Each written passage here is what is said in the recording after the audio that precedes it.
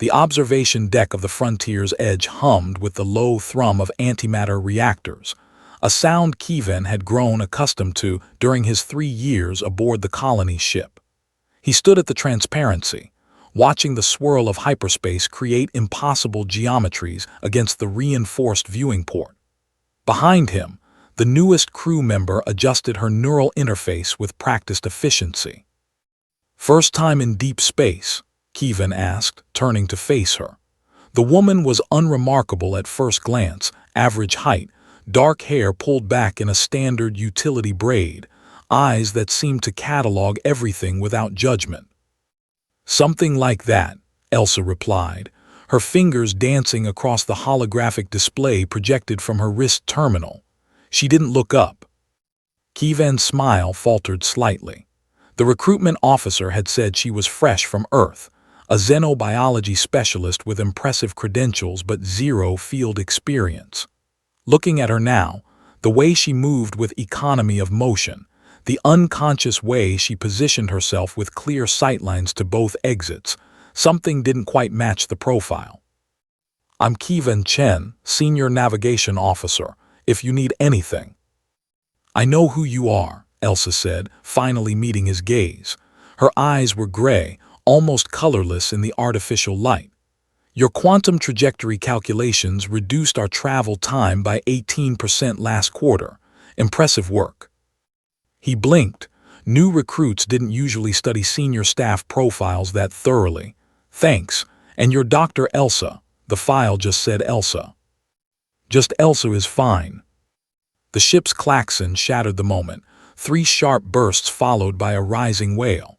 Kevin's neural implant immediately flooded his visual cortex with tactical data. His blood ran cold. "Convergence signature detected. Mass reading suggests Velkari Dreadnought-class vessel. All hands to combat stations." The Velkari. Humanity had been at war with them for 6 years, ever since first contact had gone catastrophically wrong. Their silicon-based biology made them nearly immune to conventional weapons, and their FTL technology was generations ahead of Earth's. 3 colony worlds had fallen to them already. Kevin sprinted toward the bridge, expecting the new recruit to head for the civilian shelters. Instead, Elsa matched his pace effortlessly, her expression shifting from neutral to something harder, more focused. "You need to get to," he started. "The bridge," she finished. "I know." They burst through the reinforced doors together. Captain Zhao stood at the command podium, her face illuminated by the amber glow of tactical displays. The bridge crew worked with controlled urgency, fingers flying over haptic interfaces.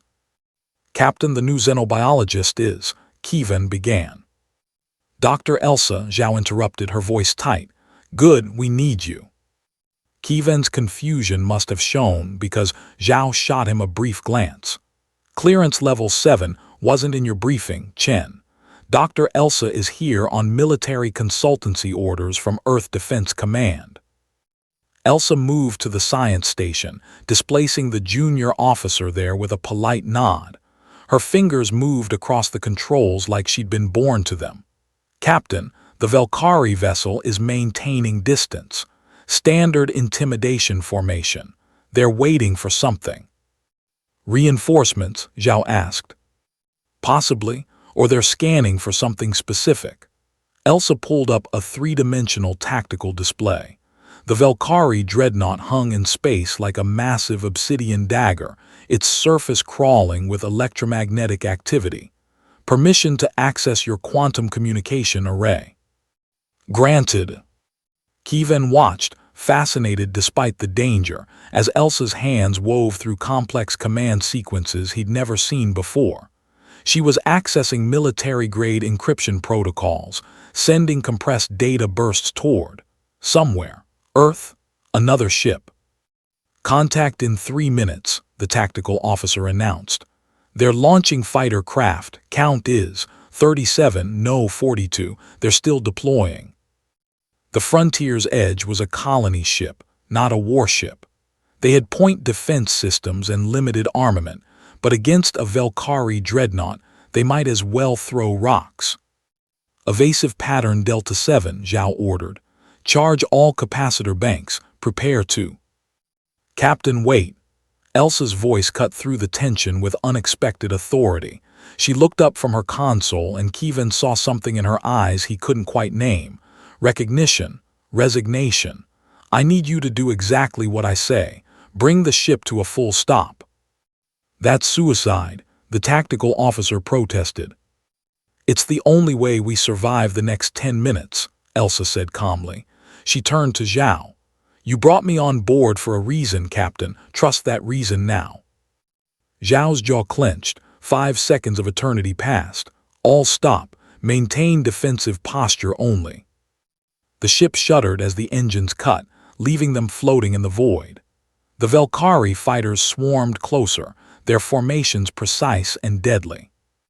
Elsa stood, pulling a small device from her jacket pocket. It looked like nothing more than a metallic sphere about the size of a marble.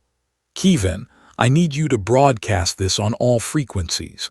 Wide band, maximum power. He moved to comply, his training overriding his confusion. As he configured the communications array, he asked, What is it? An old key, Elsa said softly, to an old lock. She activated the sphere. It projected a complex harmonic sequence, not just radio waves but gravitational fluctuations, neutrino pulses, quantum-entangled particles releasing information across multiple dimensional frequencies simultaneously. Kevin had never seen anything like it. This was technology decades, maybe centuries beyond current human capability. The effect was immediate and stunning. The Valkyrie fighters froze mid-maneuver. The Dreadnought's weapons systems powered down, and then, impossibly, the massive ship began to retreat.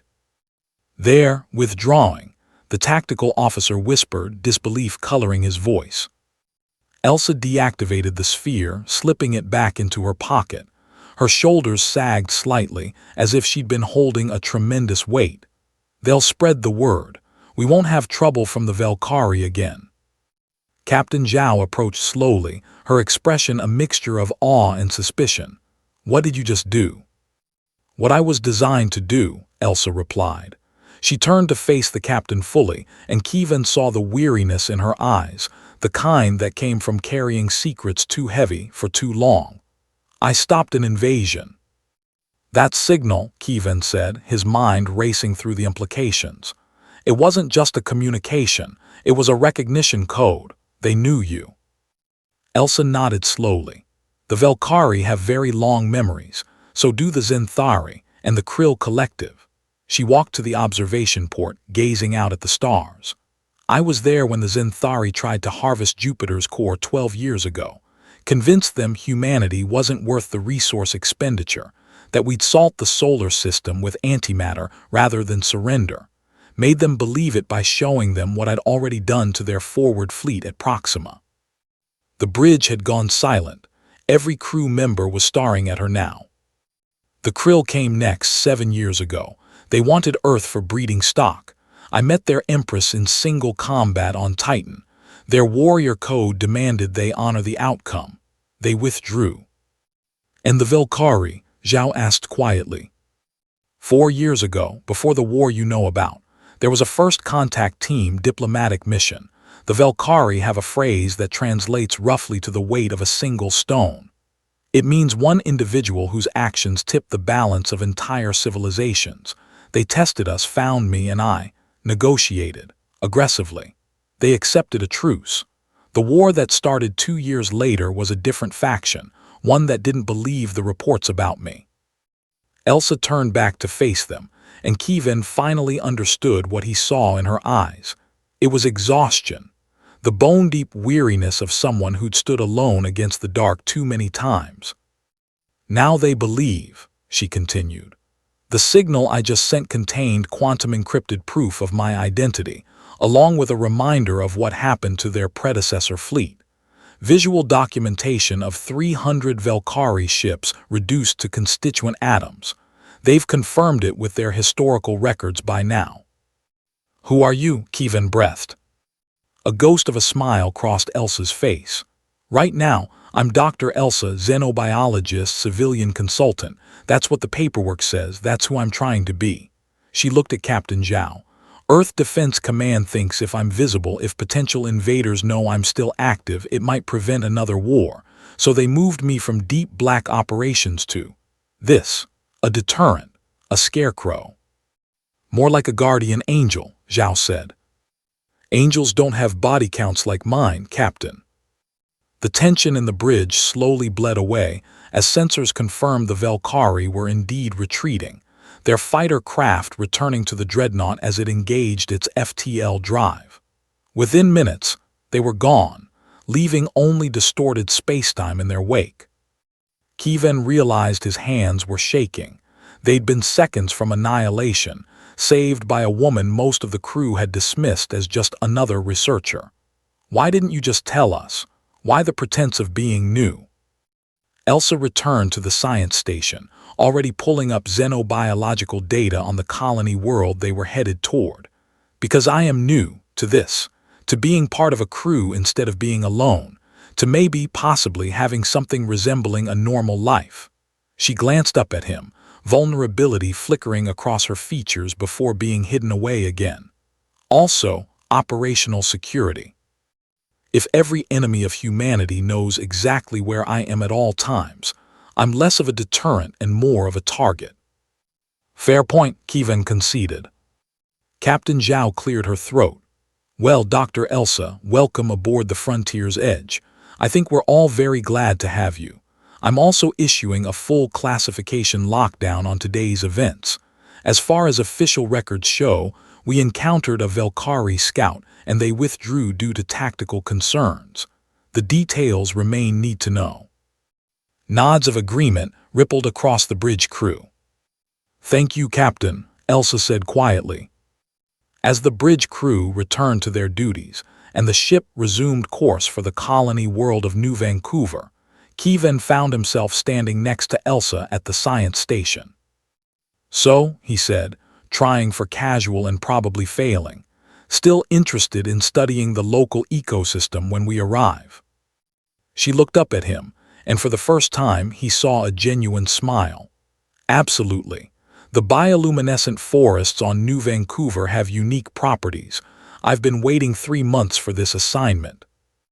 "Just xenobiology. Nothing to do with the colony being in a strategically important sector." Her smile widened fractionally. "Can it be both?" Kievan laughed despite himself. "I suppose it can. Fair warning though, I make terrible coffee, but I know where the good synthetic chocolate is hidden in the mess hall.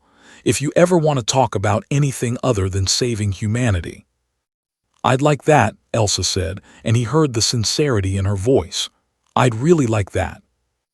As the Frontier's Edge cut through the cosmos toward its destination, Kievan watched Elsa return to her analysis of alien ecosystems with the same intensity she'd brought to stopping an invasion. He realized that perhaps the most remarkable thing about her wasn't the wars she'd won or the civilizations she'd saved. It was that after everything she'd done, everything she'd seen, she was still trying to find a way to be human. The universe was vast and full of wonders and terrors. But in that moment on that ship, one more truth became clear. Sometimes the most dangerous person in the galaxy just wanted to study glowing trees and drink terrible coffee with someone who saw her as more than a weapon. And maybe, Kievan thought, that was the most human thing of all. End.